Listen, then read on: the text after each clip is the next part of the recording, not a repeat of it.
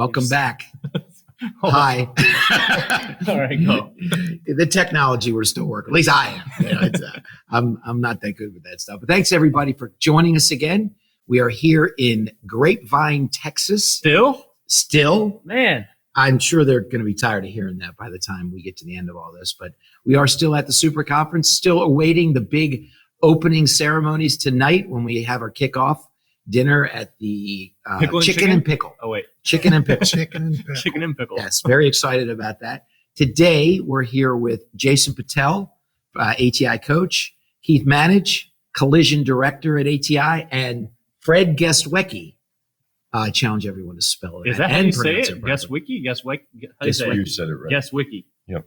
You said it wrong. It's okay, Jeff. You said it wrong before. I still love you, man. I did not do that on purpose. Really? That was his plan? I think I pronounced it We right. would have edited it out. Anyway, Fred is from Fix It with Fred in Canton, Ohio, and he's joining us here in Texas today at the Super Conference. Excited for the conference? Yeah. How many conferences have you been to, by the way? I think this is my 7th one. 7th? Is that it? Man. 6 or 7. How many years with ATI? 8. 1 year more than I've had 2 kids. Okay, well, that's a good way to market. My wife was pregnant, so that's 8 a good years, way to man. market. So Fred is going to share with us some things about his store and some of his journey. But before he does, I'd like to maybe tell us a little bit about your shop, who you are, why you're here. Well, I grabbed you and said you're going to come. Yeah, when you threatened me with violence and physical harm, I said, "Well, I guess I should go." You know, so I have an auto repair shop in Canton, Ohio, by the Football Hall of Fame. I like to help people with problems, and fixing your car is the best way, in my opinion, because that's how you do life. That's why we have Uber and Lyft, because if you don't have a car, you can have somebody pick you up in their car. I really like to work on my culture at my shop. I like it where anyone that encounters my shop, being a customer, an employee, a tow guy, a tool guy, they like to be there because it's a good place. So Super Conference, I always get lots of good ways to try and build that place that everyone wants to go. Everyone likes to go to work. Oh man, it's time to go home already. That kind of situation. Can I tell you, though, it would not be a Super Conference if you weren't here. I know, that's why I came. I mean, Do we need to get you guys a room or something? I didn't want you to cancel. whether I pronounce your name correctly or I didn't not. want you to have to cancel. I'd have felt bad. Yeah. So how long have you been in business? Curious. Well, tomorrow makes 13 years. Anniversary. Wow. Yeah. Awesome. Yeah, Super Birthday. Conference. Oh, my Congratulations, shop's Bob. birthday. Yeah, man. 13 years 13 tomorrow. years. Yes, sir. Awesome. March 14th of 2011. I was like, I'm going to do it. And it was just me. And I'm like, every time I test drive, I got to lock the building because I'm by myself. This sucks. I got to get an employee. Yeah. That's the reason you need an employee, just so you don't. I had enough work. There we go. Well, I didn't want to have to lock the door and then have to call the voicemails. I'm like, if I can just get one more employee, Yep. they can help me. Just one more. Earlier, we had a guy that had him come and sit in his living room Yeah. and They were watch watching Judge Judge Judy while he worked on the car. Yeah. Oh, I built a customer Yeah. base for about a year before Yeah. I opened at my house. Yeah. Oh, yeah. Yeah, I Just think we've bring all your been kids. there. You don't have any. I have one kid. Come on, you're good. And from the beginning, when you opened a business, you knew it would be fantastic. It's everything you expected it to be, right? And so much more. So much more. That makes it sound like, man, it's like you can't feel the bumps in the road or anything, right? Yeah, that magnetic suspension, you don't feel nothing. The thing I've noticed is every time I find a new way to do something or something that works really good, you have to instantly start preparing for a better way because that's not going to stay good long. That's good advice. So- And as sad as it is, it just happens with everything, you know? So we're talking about constant improvement, no matter what. Yeah, compare yourself to yesterday's version of you. There we go. Right, and that's the 1% rule, right? You always want to be 1% better today than you were yesterday.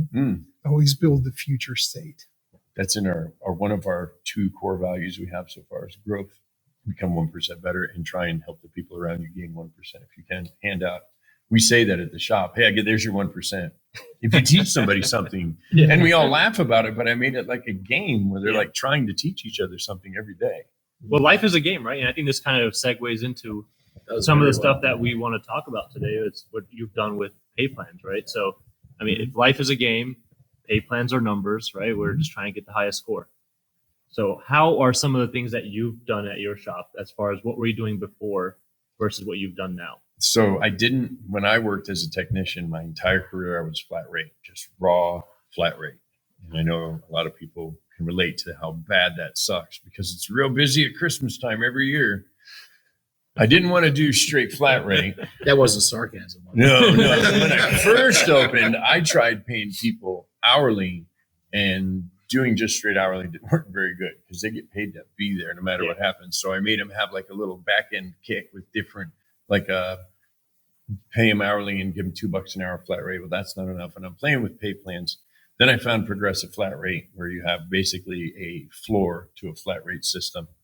And you pick a convection point where you've turned enough flat rate hours to overcome your hourly rate, and then the sky's the limit. That didn't work because some people would just be like, well, I guess I can never really hit that. It's just too hard. And what are you supposed to do? Like handicap them like a golf game? Like, you can't do that. And then you're like, well, then I got the wrong people. But there's people I had that didn't work for me on progressive flat rate in my shop, because I do it as a very, very team-oriented environment. But what incentivizes somebody else to take and help you if they're not making more money doing that? So I was like, all right, progressive flat rate kind of works for some of my guys, but some of my guys it doesn't. And in the meantime, I was having trouble turning a net profit.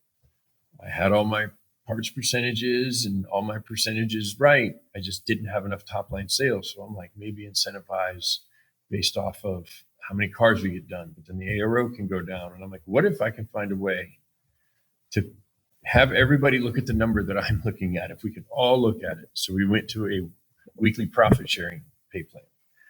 Everyone's hourly, and it's after the business pays its bills and makes its money, it shares. It is that simple. Okay. Now, how do we get everybody on board? Because we all know, even a lot of technicians that are turned business owners, when you start looking at numbers, it's like, oh, come on. Right? Oh, yeah. People hate looking at numbers. Well, I love them. Yeah, I mean, I do too. But yeah, there's most a lot people of people do that not. don't. So I would think it's important to have somebody that loves handling numbers, touching those numbers on a daily basis and communicating them. Right before we did this, I told you I forgot to do yesterday's numbers, and I know my team is very interested as how they're doing, and they can click reports, and it shows them sales, and it shows them parts GP. Doesn't really show them labor GP. They can't see everyone's payroll information or any of that. And I have a spreadsheet that I haven't trained them how to fill out that will actually kind of produce a weekly net profit output. Okay. Which I do plan on training one of them, but it makes them wonder, are we doing okay? When you start to share net profits, something I noticed that started to happen. One of my technicians every Thursday, because we are a 4-day work week shop, another incentive. Awesome. Every Thursday, right after lunch, he comes to me and goes, okay, what cars can we get out? If he's talking about everybody, he's not talking about just him, because he has access. I use Shopware and Auto Vitals. So in Shopware, the technicians can just see the ROs, but they can't really do anything with it. Mm-hmm. He has advisor access because he's helped me with Office and been trained on it. So if they find out that we need to get these 5 cars out, 4 of them are on one guy, he'll just reassign them in the shop. He'll just reassign the work in the shop because we've talked about it and he's authorized to do that. And now I've got a technician saying, hey, what cars can I get out so we can make more money this week? Because when you make more money, you're giving me a piece of it. Now I've got them all focused on that. Question. Yes. This is very interesting what you just said. So I'm going to try to word this question in a way that you answer it for me. I don't want to bury the answer in the question. You don't want me to struggle. But so prior to this, so let's go back to a flat rate world. In a flat rate world, there's a lot to love about a flat rate plan in many ways, because it does a lot to incentivize productivity now, right? Yes. But what it doesn't do is put us in a team environment, which is what I'm hearing from you, right? So, flat rate can put me on an island, and in that island, depending on my skill level, right? Let's say I'm a B or even an A tech, and I am doing a lot of the heavier work or the diagnostic work, and I see the gravy, which is how we term it, going to the low end guys, right? That starts to cause me to be upset because of this gravy. So here's my question. How has that changed? If it has, how has that changed in terms of the attitude of the technicians once we went to a plan where everyone benefits? Oh, I see. So how did I turn a wrestling team into a volleyball team? Sure. Because a wrestling team, you just got to beat the guy in front of you. You got to win on your own. But the volleyball team, one person can't win. What it did, I had to change a few staff members in order to get there. Like, I didn't when I switched to this style pay plan, it took me a solid year to get it to work effectively. Oh wow. Fair. Yeah. And it's because I had If you have one the right team, employee. though, that won't happen. You didn't have the Well, right team. the reason it didn't work is I had one advisor and one technician reluctant, and they were putting doubt in the rest of the team members. It wasn't lack of me trying to sell it. It was them deeply understanding how it works. So what I did is I built a spreadsheet that shows how this works that has pretend people on it, and it's really goofy numbers, where technician A makes $1 an hour, technician B makes $2 an hour. Our sales goal is $800. And I made it really goofy numbers because then I can show them on a Google sheet. I can put on a TV screen, here's how much each of these guys is making, and they can see the ratios of how it works. And I sat down with everybody and I need to explain this better. And since I started a training on how the pay plan works, now they're more invested. So going back to this guy that has the authority to reassign work, how is he reassigning this work now that we're... What is his motivator to reassign work? He said, More what work cars can get we done. get done? Yep. And so then, but does it matter who gets the gravy? no, he's reassigning it to anybody. And so how is that morale changing? If am I still looking at it going, wait, I'm getting shorted? What's happening with the staff? Well, the staff is all pushing towards the same goal. And now your advisor's like, all right, so you're telling me this one car that we thought was going to be done is not going to be done, but we're going to get these other 4 cars done. Yes. I'll call that customer now at 1:00. We're behind. We're not going to get your car done. It's going to be Monday. Did you need a loaner car? Or are you okay for the weekend? We're calling them after their lunch break. They've got hours to plan this out. And the technician doesn't care who gets the car done. The technician gets done. So he's got 4 cars, right? He's only got 3 techs. So each person gets a car and one guy's got 2. Guess what the other 2 techs do? When they're done, give me that bracket. I'm going to go clean that bracket up. I'm going to take the tires. I'll torque the wheels on it. I'll do the alignment for you. I'm faster at this. Can I do this job?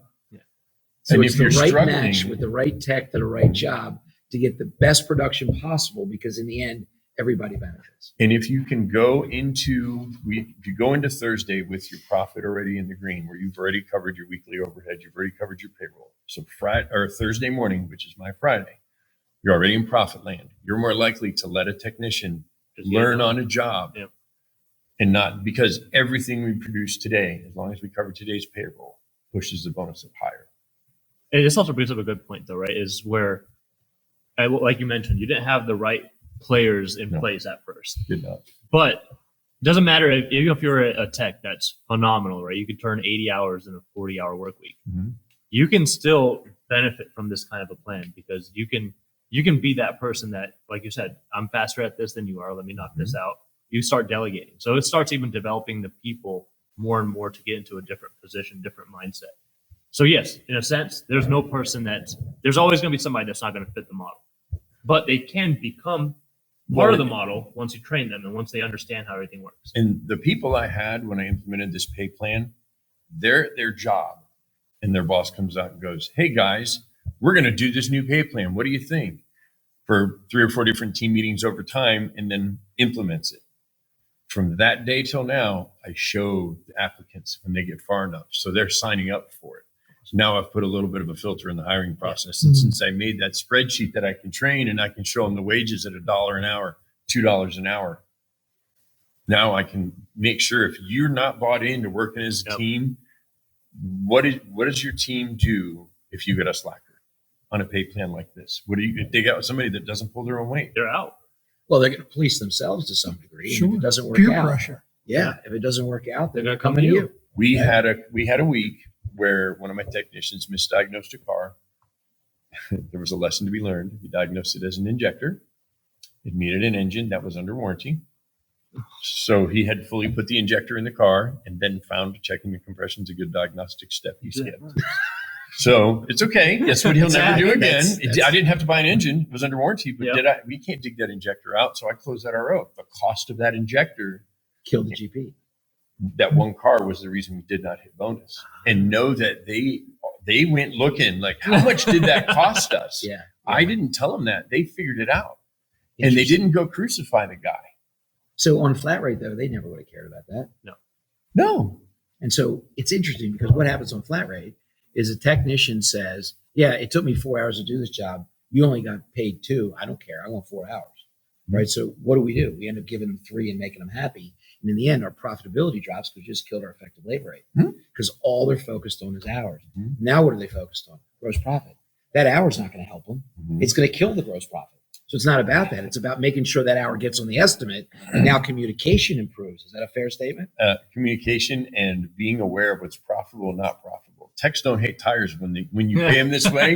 They're like, oh no, tires! I can throw like $300 in profit in like 45 minutes. You're like, you sure can. Yeah. In an alignment, and then those alignments are easy. So how much I can make us $400 in a little over an hour? I'm like, you sure can. Business partners, right? That's what you create. What you're doing if you choose to do a profit sharing plan, which I did not just go one day and say, hey guys, we actually ran it parallel to what we were doing for 2 months, and I showed them what it would have been. And I eased into it.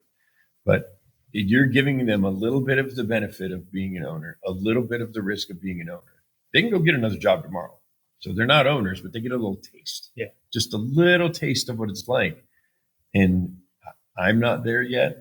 Somebody might be. I think this is a good way to get feelers of someone that would be a good second in command as to how they embrace this style of pay plan and how they manage.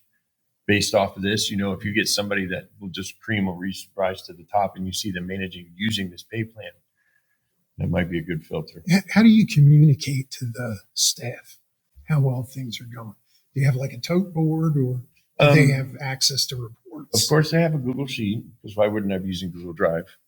I have a spreadsheet that it has a row of top line sales, and right below it is the goal, and they turn red or green based off if you hit it.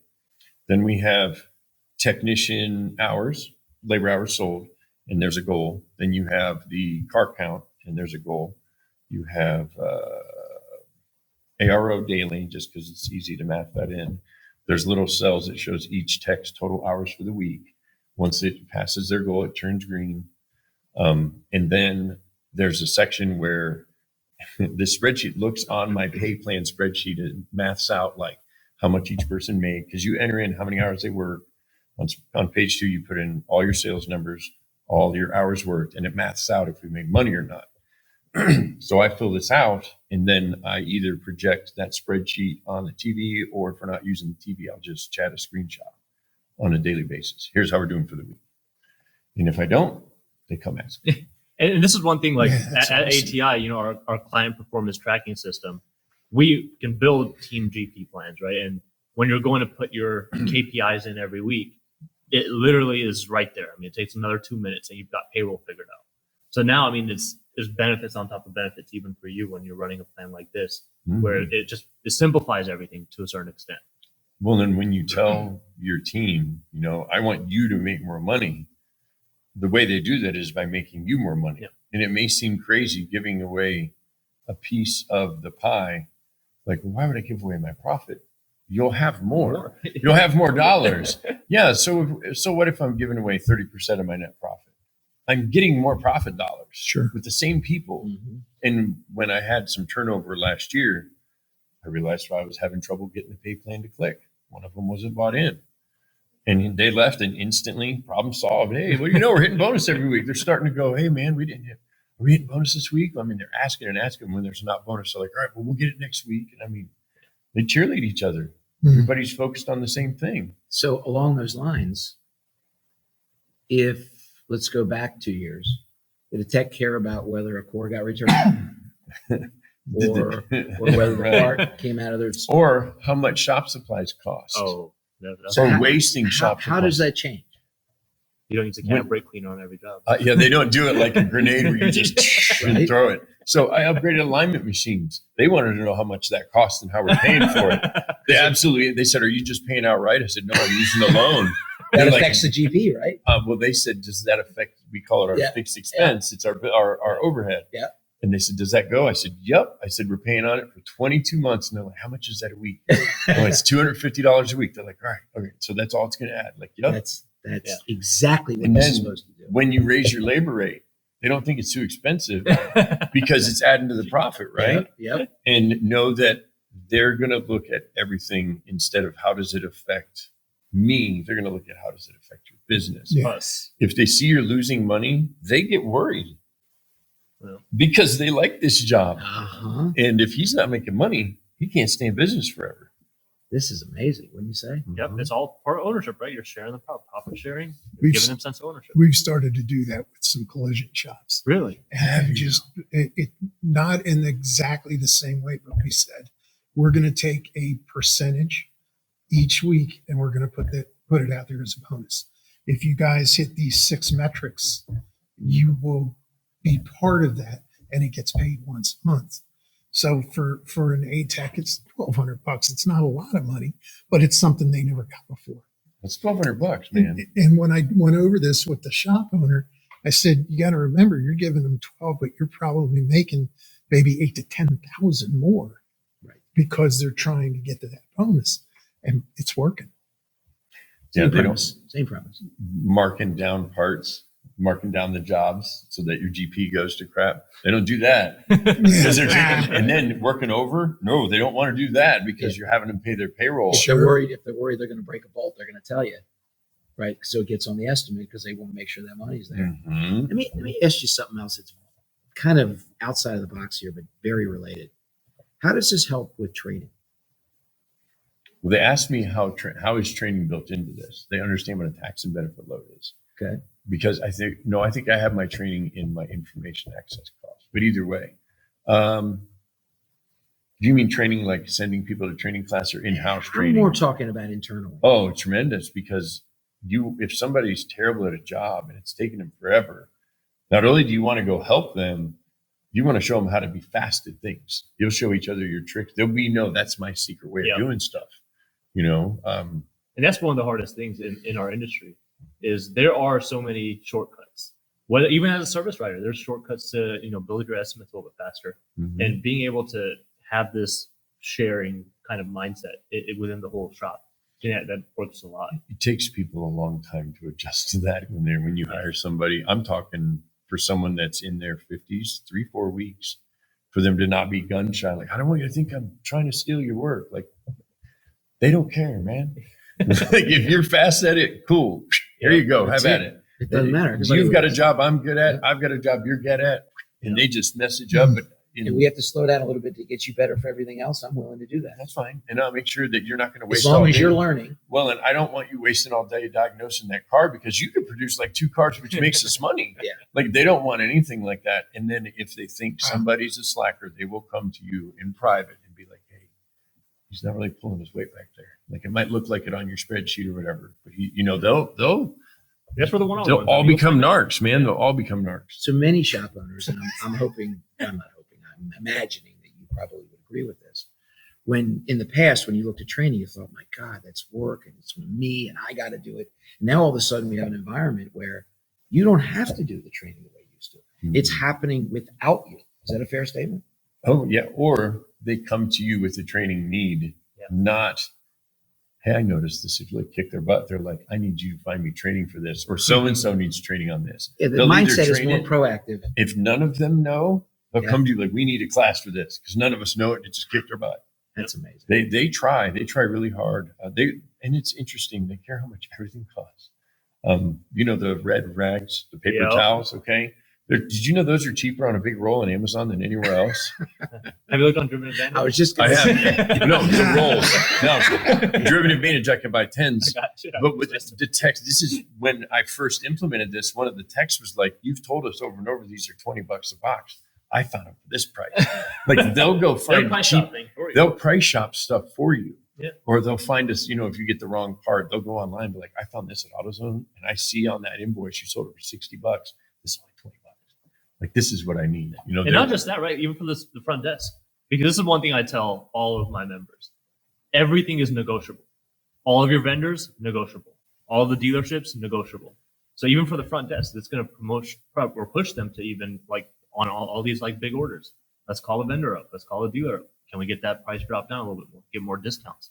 I think it's just a phenomenal way to just get that mindset shifted. Another thing that will go away if you can implement this correctly, the techs versus the advisors war, that's just forever.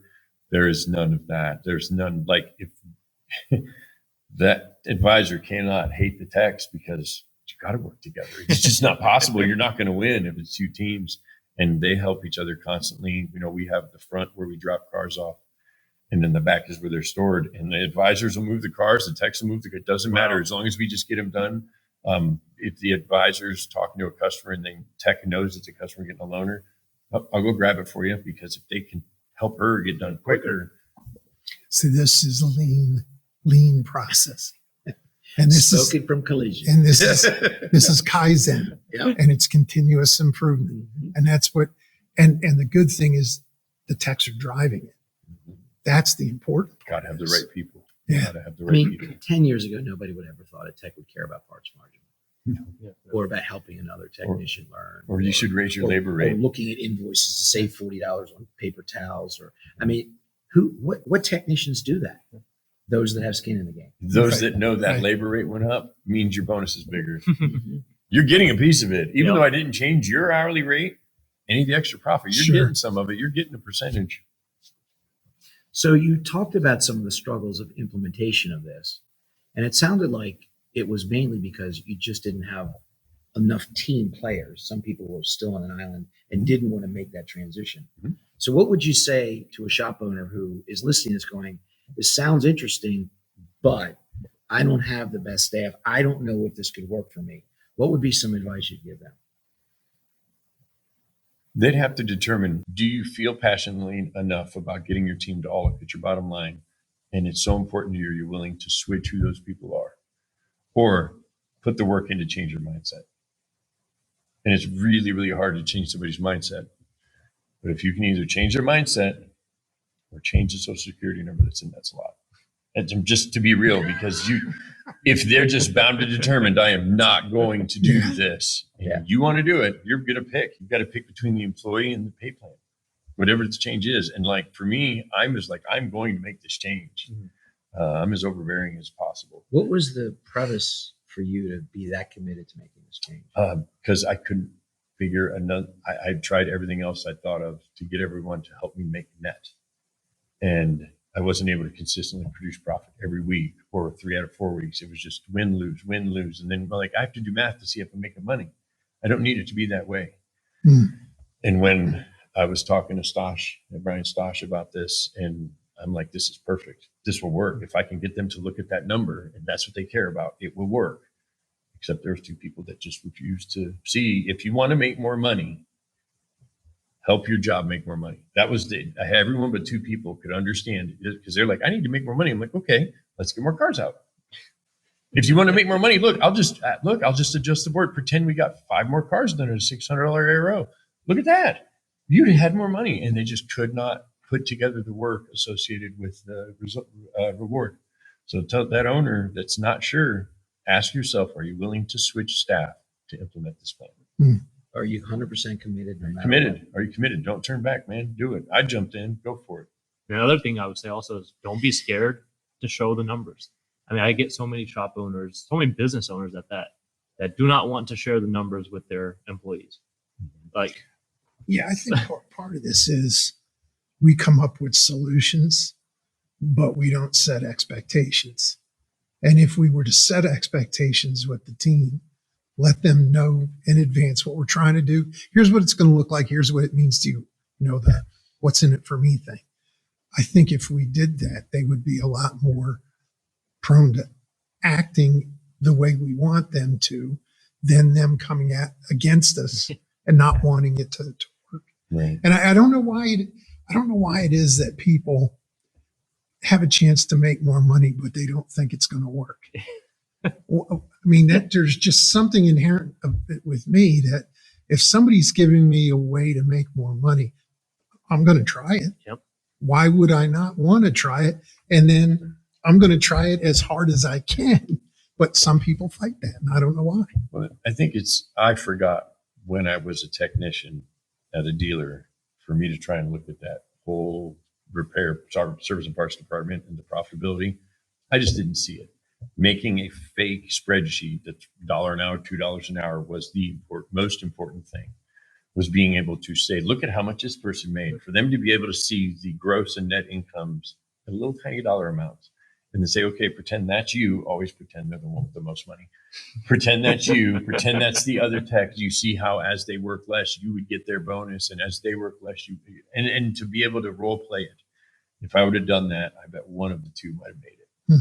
And I think one thing so whenever we change pay plans with any of my members, what I like to tell them to do is show this new pay plan retroactively, right? So go back 2 months, go back 3 months, map it out, show them exactly how much they would have made with this new pay plan, and then show them what is possible still, right? Because back then they probably were not as motivated as we wanted them to be. But then you show them what's possible with just little tweaks, like you said, $1, $2, like make a role play almost, and see how that changes it. I mean, it really is coming down to crayons and, making sure everybody's draw it out for them. You never want to flip a switch. That doesn't work. There's got to be a time. Yeah, we had a shop down in North Carolina did something along those lines, and they said, what we're going to do is we're switching the pay plan for the next 90 days. We're going to show you our way and the new way, or, the current way against the new way. And if you make more money, we'll pay you the difference. Oh. And the end of the 90 days, it never got to 90 days. Right. Usually about the 40th day or so, they said, just flip the switch. They put themselves on it before you. Yeah, because, and all you're trying to do is get them the buy-in. I get the buy-in, we get the performance. Awesome. All right. So I think it's time for takeaways. Yeah, don't let's you? go. All right. So what are we going to leave them with? Jason, you want to kick us off? My biggest thing is bring it down to smaller numbers. If you could condense everything, make it as simple as possible, you're going to get everybody to understand a lot quicker, get them on board. Awesome. Keith?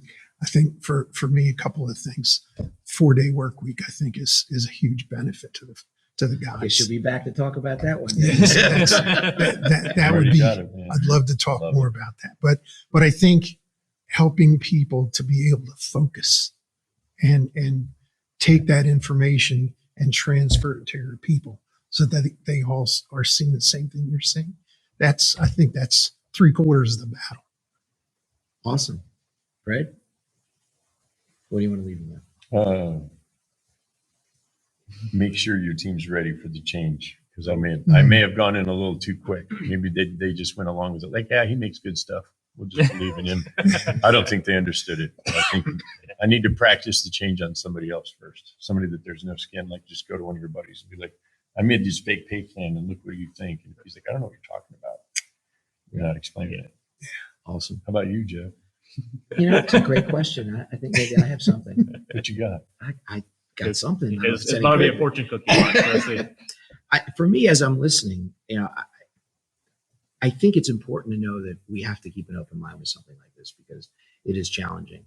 And I would say whether you feel you have a staff that you think will transition well or not, it may not be the case, as we just heard from Fred. So you have to be ready for whatever's going to come and be able to pivot if you need to.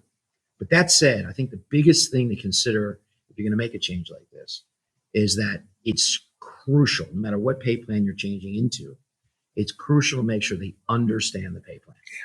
Whatever that is, they have to know how this plan benefits them.